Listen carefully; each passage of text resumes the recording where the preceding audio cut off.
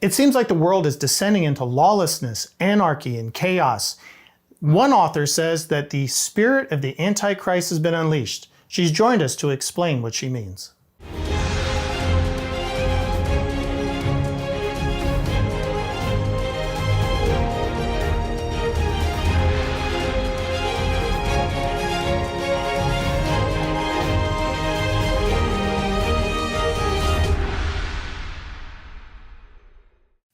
Folks, it's my great pleasure to have Jan Markell of Olive Tree Ministries with us. She's the hostess of Understanding the Times radio program. She's also a contributor to this book, Lawless, which both Dr. David Reagan and myself contributed chapters to.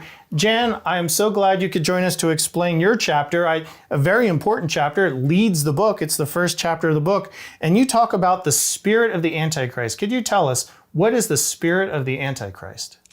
Well, Nathan, thank you for having me. And I've watched the spirit of Antichrist sort of be unleashed probably in 24 cities across the world in the last year or so. Interestingly enough, I operate here in Minneapolis, Minnesota, and I believe the worst of it started here in May of 2020 with the George Floyd incident. And from there, it skipped from city to city, literally around Australia, parts of Europe, all over the world. People were demonstrating that you saw the lawlessness, the turmoil, the downright rebellion against any kind of authority.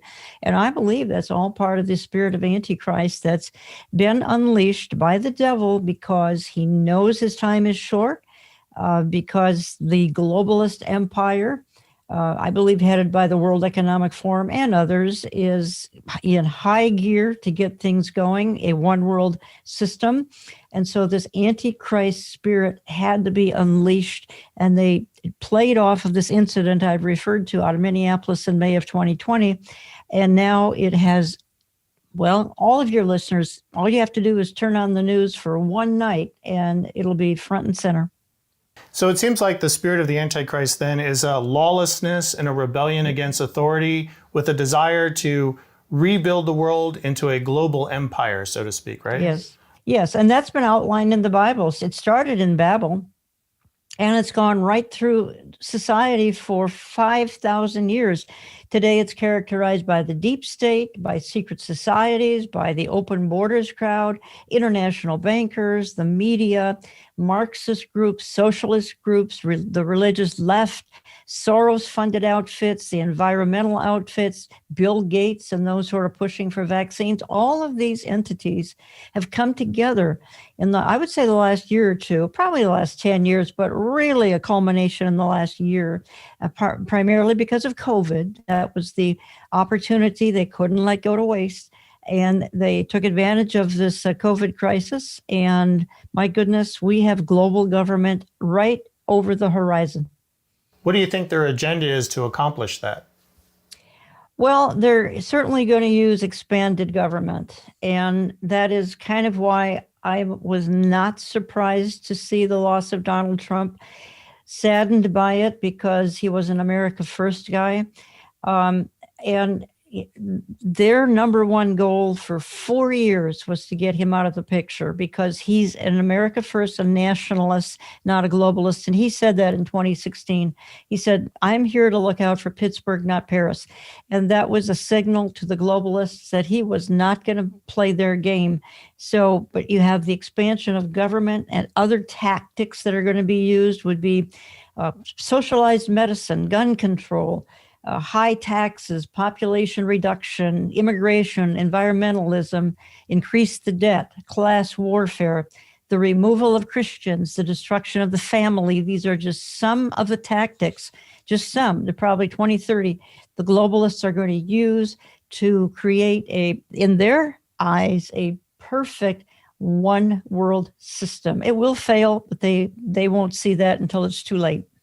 It's interesting how they kind of cloak this system. For one, safety and security, which protects us from COVID, multiculturalism and environmentalism seems, and it all sounds wonderful. And I have youth all the time who will write in and to the Lamb Lion Ministries, and they'll say, well, socialism sounds wonderful, and don't we want to protect our environment? But those are the cloak for a bigger agenda, right? To get us to that one world government who will eventually be ruled by the Antichrist. Yes, and what we're going to see here with a new administration in Washington is that they're already trying to get people very dependent on government, very, very dependent on almost a socialist system in America, so that they can then move into the globalism, which is disheartening. Can we turn this around? Maybe God intends this to be just a short season of their efforts, but I don't think so. I think global government is right over the horizon, but you know what has to happen first, Nathan? The church has to go before there can be any form of global government. Amen. I love Psalm 2. It reads, Yes. Why do the nations rage and the people plot a vain thing? The kings of the earth set themselves and the rulers take counsel together against the Lord and his anointed one, saying, Let us break their bonds in pieces and cast away their cords from us. And here's God's response, verse 4. Yes. He who sits in the heavens shall laugh. The Lord holds them in derision. So it seems like when man plans, God laughs, because he knows that no matter how much human government can work together to overthrow God, Jesus Christ will return. He will defeat that global government, and he will set up his own kingdom of peace and righteousness and justice that'll last 1,000 years, then on to the eternal state. So there's hope, right? Absolutely, there's hope. For the Christian, there's ultimate hope. For the Christian, we should not be discouraged by anything that we see going on, even in the news, which is very dark these days. No, we have a glorious future that is totally outlined in the Bible. And I encourage folks to stick in the Bible, particularly as times grow dark. Thank you, Jan. Good advice, folks. It's dark times. We go to the Bible. That's where our source of comfort is. Read Psalm 2 and also read Daniel, because Daniel prophesies the end of human government and the return of Jesus Christ's government. So you can look up and be watchful, for our redemption is drawing near.